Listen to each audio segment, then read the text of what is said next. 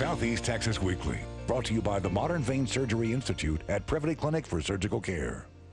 Welcome back to Southeast Texas Weekly. Our next guest has published more than 30 books in 20 countries, and we are so pleased to have her here, Lisa Rene Jones. Welcome. Thank you. You really have a very interesting story. You're so inspirational to me. Once I found out her story, you weren't always a writer. You didn't like go finish high school, go to college, and take creative writing. No, I tend to take a different path towards things in life, it seems, not intentionally. Me too. I'm right there with you. Yeah. Yeah. I started out when I was very young doing some acting, and I was very excited about that, and then life kind of happened. I had kids, and it's like, okay, I have to make a living. And I got very passionate about business. I started a business, and for a while, I think I had that creative part of me still there. Right. It was dying to come out, and I thought, oh, planning this new sales training or planning this or that would kind of feed that need to be creative. But there was always this deep burn in me to do more. Yeah. And eventually that caught up to me, and I had to, leave and chase the dream. So what did you do? That takes a lot of courage to leave what you know and this business that you built to go into the complete unknown with this new thing that you wanted to do. Yeah, it's crazy because, well, everyone thought I was crazy, and even Right. I, looking back, think, what was I thinking? Yeah. Now, of course, I'm glad that I took the risk, but I was in the staffing agency, and when I decided to sell it, well, the way it came about was the urge to start doing something creative hit me so hard. I think my kids were getting older. I was starting to realize that they had their dreams. They were after those dreams, Yeah. and what was I going to have left when they grew up? I think a lot of people feel that way. Their kids leave the house, and all of a sudden you realize, whoa. Oh no, I'm not just mom anymore. I'm not just Yeah. so-and-so's wife anymore, or whatever. Yeah. Yeah, exactly. And so my business was still going. We were offices across Texas and Nashville. And somehow I found the time to start doing some acting on the side. And I was in Austin, so it was a big hub for that. Oh yeah, yeah. And no one knew. And through that, though, I was like, okay, I'm going to have to leave my business. I'm going to have to go to LA or New York. I just don't know if I can do it. That seems impossible. And then I happened to be in Love Field, of all places, and walked into a store and saw a book. And I said, wow, why have I stopped reading? Yeah. I'm not going to work on this flight. And I mean, I was working 70 and 80 hours, and I grabbed that book, and from there it was like, wow, this is what I can do to be creative. This is where I can put all that energy.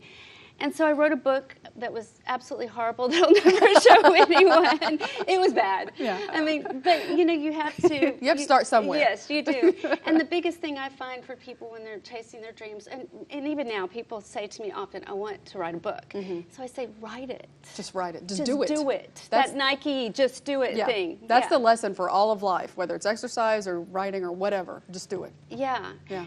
And so when I decided I could write a book, and I wrote several before anybody knew, and I got a little bit of recognition for it, I said, okay, here's where I have to decide. What am I going to do? Yeah. And everybody thinks you write a book and you're making lots of money. That's actually, no. Yeah, it doesn't quite happen like that. No.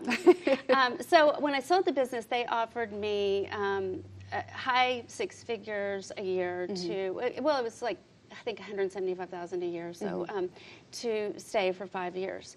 If I didn't, I was going to walk away pretty much with nothing. Yeah. And I did. Yeah. I walked away with nothing. You walked away. I did. And because I thought, I'm in my 30s. If I wait till my 40s, will I have the courage? Right, yeah. And so I did it.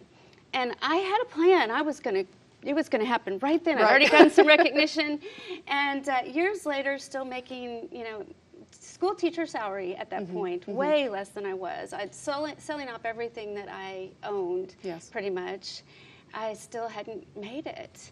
And so that's when we started auction hunting. I saw an ad, and well, actually my fiance was a physical therapist, and he got laid off. And I'm like, oh my God, what are we going to do? What are we going to do? Yeah. And my family's like, well, get another corporate job. You can make six figures, just leave the dream. And I said, no, I can't. do it, There yeah. was something inside me that said no.